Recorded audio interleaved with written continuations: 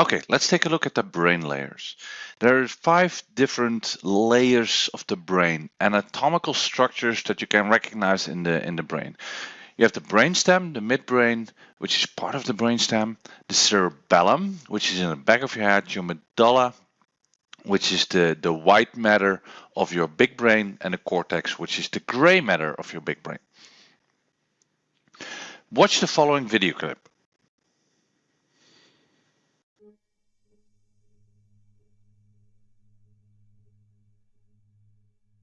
The brain is the command center for the entire body. It makes us who we are.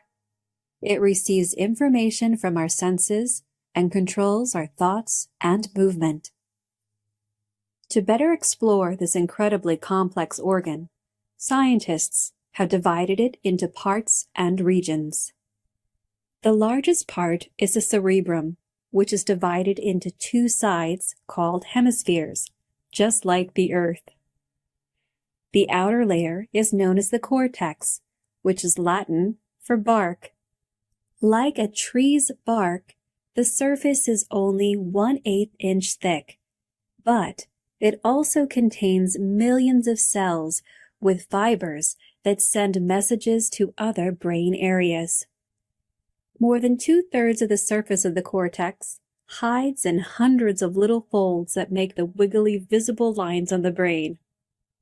Animals that are less intelligent have a smoother brain surface. The cortex is divided into 4 regions. The frontal lobe is for personality and emotions, higher thinking skills like problem solving and controlling movement. It continues to develop until you're in your mid-20s. The temporal lobe helps process your hearing and other senses, and helps with language and reading. The parietal lobe is involved with your senses, attention, and language. The occipital lobe helps your eyes see, including recognition of shapes and colors. The thalamus in the center of the brain relays sensory and motor information to the cortex and helps with consciousness, sleep, and alertness. 12 pairs of cranial nerves carry information from your senses to and from the brain and body. Lower in the brain we find the cerebellum, which plays a key role in motor control, coordination, and spatial navigation, so we can find our way out of a maze, for example.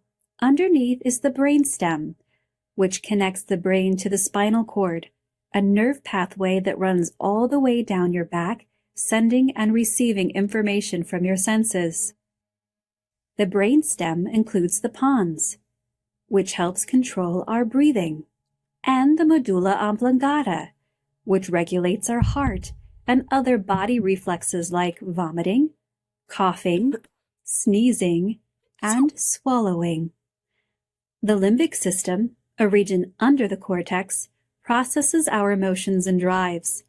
It contains the brain's reward circuit, which releases the chemical dopamine, making us feel pleasure. The anticipation of pleasure motivates us to repeat important human behaviors like eating, having fun with friends, or falling in love. But it also encourages us to repeat risky behaviors like taking drugs. Drugs signal the brain to release unusually strong amounts of dopamine. This flood of dopamine causes the high that drug users seek, and makes it difficult to enjoy more normal, simple pleasures. Repeated activation of this reward pathway can lead to addiction. The limbic system includes the amygdala, which processes emotions, and the hippocampus in the temporal lobe, which is like a memory indexer that sends memories to certain parts of the brain for storage and retrieves them when you need them. The brain controls many actions through rapid nerve impulses, but there are some body functions that the brain modulates over many hours or days by secreting hormones via special glands like the hypothalamus, which wakes you up in the morning and gets the adrenaline flowing, like during a test or athletic event. The pituitary gland, often called the master gland, which helps control growth, body temperature, pregnancy, and childbirth. And the tiny pineal gland, which helps to control sleep and circadian rhythms. These are just a few of the parts and functions of the beautiful, amazing, and complex human brain. When we take a cross-section of the brain, we have the yellow part, and the yellow part is the brainstem. That takes care of taking food in, processing food, and moving food out, or processing food out. The purple part is the midbrain, which sometimes is considered part of the brainstem, but you can also see it as a separate part, which is the purple part. The midbrain, or the jelly brain, takes care of moving the food through the entire digestive system, the so-called peristaltic. The cerebellum, which is the green part in the back of your brain, by the way, it's not really green, right? It's in the back of your brain, which also is about protection and integrity. The cerebrum medulla, cerebrum stands for big brain, and medulla stands for middle part. So it's the middle part of the big brain, which is the blue area here, also called the bare brain. And we have the cerebrum cortex, which is also referred to as the gray matter. The cerebrum medulla is the white matter. The cerebrum cortex is the gray matter. Cerebrum, big brain, cortex, outer part, which is colored red over here. Each of the brain layers can be seen as kind of a remote control, and each brain layer directs specific types of tissues. So like the remote controls, the remote control of your light does not control your garage door. And the remote control of your garage door does not control your TV. And the remote control of your TV does not control the windows, right? So each different brain layer also directs specific tissues. The brainstem directs tissues of the endodermal tissues. Endodermal meaning inner part, which is part of the germ layers. So the brainstem and the midbrain direct the endodermal tissues. The cortex directs ectodermal, outer part tissues. And the cerebrum medulla, the blue, and the cerebellum, the green, directs the middle part of the tissues, the mesoderm. So all tissues are derived either from the endoderm, mesoderm, or ectoderm. And every tissue is directed by one of their remote controls. To make it a little bit easier, you can see it is the following as the remote controls. The sponge is the brainstem, the jelly is the midbrain, the turtle is the cerebellum, the bear is the medulla, and the chimp is the cortex. So now to have a little bit of a play. The evolution started with the brainstem. So first we need to have some digestive systems in order to move through evolution. It's not just evolution, it is also embryologically.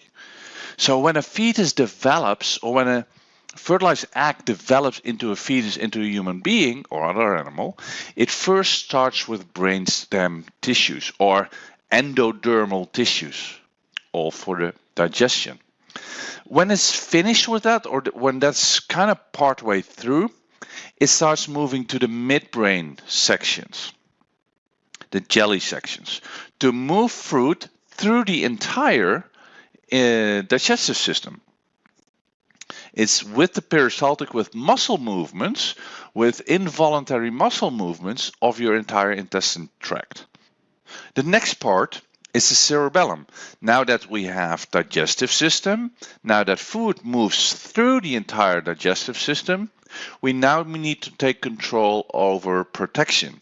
The thick, layery protection on the inside and on the outside, the internal, external skins. And the external skins, meaning the leathery skins. And the cerebellum, or the turtle brain, is developed just after the midbrain tissues. And you can see the same process in evolution, hence the animals, But you can also see the same process in embryological development. After the cerebellum tissues are being developed, we have bare tissues or the medulla tissues being developed, bones and muscles mainly. So now the animal or the baby can start moving, can start form physical structures, and can start moving his arms and legs to move around and find different types of food. After that, after the medulla is being developed, we have the cortex, the outer layer of the brain, the chimp brain. And the cortex or the ectodermal tissues are being developed as last. The last type of tissues that are developed are the ectodermal tissues. And those tissues take care of sensitivity, connections, senses, and in this case also territory issues. So if the brainstem, then the midbrain, then the cerebellum, then the medulla, and then the cortex. When we start looking at the individual animals, icons, we have the sponge brain or the sponge directed tissue, the jelly directed tissue, the turtle directed tissue, then the bear directed tissue, and then the chimp directed tissue. Now to have a little bit of fun with that, let's do an exercise. And the exercise is as follows. Create a small story, a fictional story, on how evolution could have happened when only these animals were out there. Connect the animals to their overall themes. So what are the themes of the sponge? What are the themes of the jelly? What are the themes of the cerebellum? And give examples in the story how they dealt with the themes. How did the organism deal with the sponge tissue? How did the organism deal with the cerebellum tissue? How did the organism deal with the bear tissue? And move to the next stage of their evolution. The assignment is to think a little bit out of the box and almost create kind of a Disney type of story. It can be a short story, it can be a longer story, but the main task is to find ways how an organism can develop and find different metaphors in that, how the organism could develop from just a sponge tissue. Look how a sponge is reacting in the sea. How could that develop into a jellyfish? What does it need? What does it need to learn? What does it need to get? What does it need to survive or prosper or develop? It's just a fun little exercise, but it will help you remember the entire process of evolution, and it will help you remember when you're working with clients to find out the real core issue. Okay, take about 15 minutes for that. Ready, go.